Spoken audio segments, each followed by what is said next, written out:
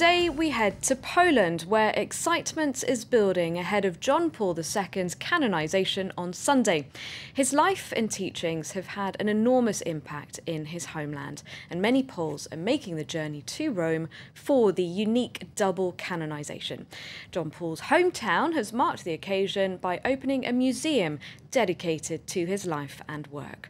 Our team in Poland have been for a visit and to see how the younger generation feels about him. 50 kilometers from Krakow lies Wadowice, the birthplace of John Paul II, a town where the cult of the former pope lives on.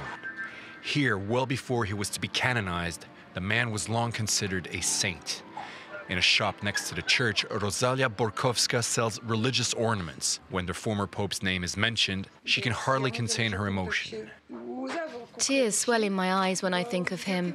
It's always emotional when I remember him. I was at his beatification in Rome, and I'm also going for his canonization. This religious shop is a family affair. It was set up by Rosalia's mother, who knew John Paul II well when he was the little Karol Wojtyla, a boy who attended the church where Rosalia's father worked. This photograph was taken here, right in front of this house, when my mother met the Pope in 1979. She was walking down the road and the Holy Father took her hand. My mother cried. The Pope remembered my dead father, who was a deacon and whose name was Karol too.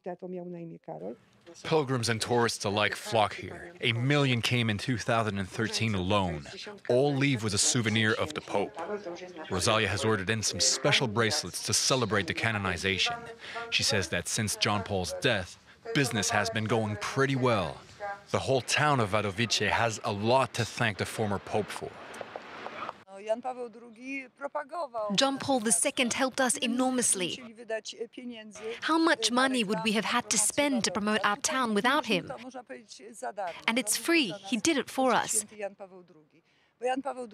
Because the Pope was very attached to his hometown. A stone's throw from here is the house where Karol Wojtyla spent his childhood from 1920 to 1938. A museum has just opened its doors to the public. And in Wadowice, when a museum is opened in the Pope's honor, it's inaugurated, you would have guessed, by a mass attended by many VIPs such as Polish Prime Minister Donald Tusk and Cardinal Stanisław Dziwisz, Karol Wojtyła's former secretary. Add to this thousands of local residents and you have a museum literally taken by storm. The new exhibition retraces the youth of the young Karol and his passion for theater and sports. There's a special highlight on the Pope's fondness for nature and trekking in the nearby Tatras Mountains. Further along the way are multimedia installations aimed at the young people who didn't know John Paul II and the passion linked to his papacy.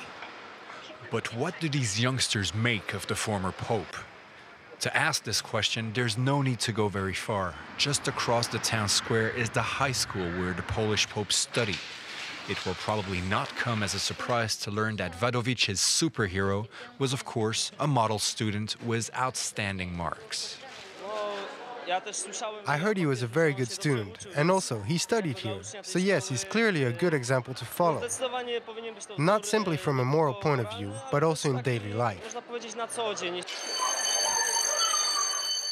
But even here, in this temple of devotion to the glory of the former Pope, not everyone is singing his praises. Whenever I talk with my schoolmates or my friends elsewhere, I've never heard anyone worshipping the Pope or saying he was some kind of example to follow.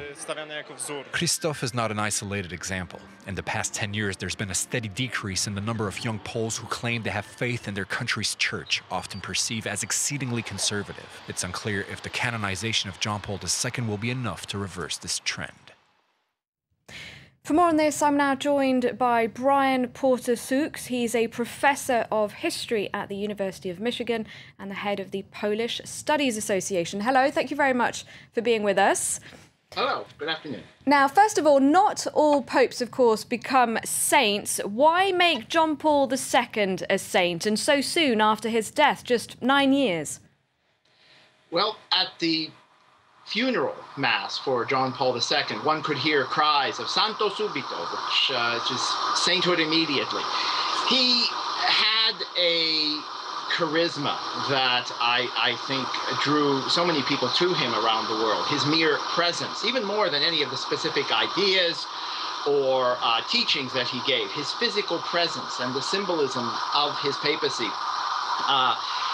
galvanized Catholics around the world, really across the spectrum of the church, in ways that I think created a sort of popular,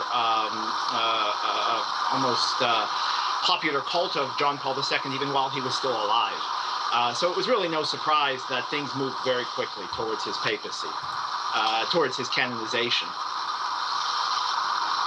I'm really sorry, we're going to have to leave it there, I'm afraid, because that connection to you isn't very good. I'm very sorry. Thank you very much, Brian Porter-Souks, for joining us. That's it for our focus, and that's it for our 2-hour live from Paris show. I'll be back, though, in a few minutes' time with a full news roundup. Our top story being Joe Biden's visit to Ukraine, and he has urged Russia to stop talking and start acting, and the White House has announced a $50 million aid package. We'll have more on that and the rest of the news for you in a few minutes' time. Thanks for watching. Do stay tuned.